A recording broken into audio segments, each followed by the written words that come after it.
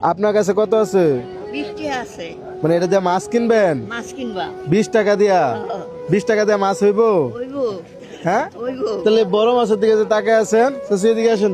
20 টাকার মধ্যে কিন্তু একটা মাছ পছন্দ করেন, কোনটা পছন্দ হয় দেখুন। কি পছন্দ করে? মানেরা পছন্দ করে। না না না, আন্না পছন্দ করবেন, আন্নার লোকে কিনবাম। কোনটা? এটা কিনে যখন দিবা এটা এটার চেয়ে তো বড় মাছ আছে, আর বড় দিকে নেন, আর বড় আর একটু বড় দিকে দেওয়া যাক। এই যে এটা, হ্যাঁ এটা হলে কিরম হয়? হ্যাঁ বিকট এত বড় না। আছে, মানে এত বড় না কে লেগে বিকট খাই না নাকি দাম বেশি?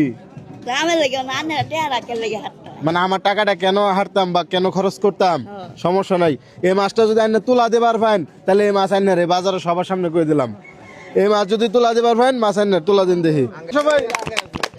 এটা কি তুলা দিবার পাইছুন? আচ্ছা দেখুন না একটু ওইদিকে দেখেন কতনি বড়। যেহেতু আইনে তুলা দিবার পাইছুন, তাহলে এই মাছ আজকে আইনে রয়ে গেলে কিরম লাগে? ভালো লাগে। ভালো লাগে। এ বেড়াতে দিন দিয়ে কয়টা, একটু ওজন দিন, ওজন দিন, ওজন দিন দিয়ে কয়টা হয়? কয় কেজি হয়েছে?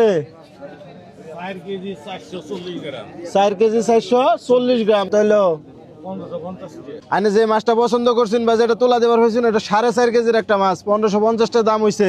আনে লইছিলেন কত?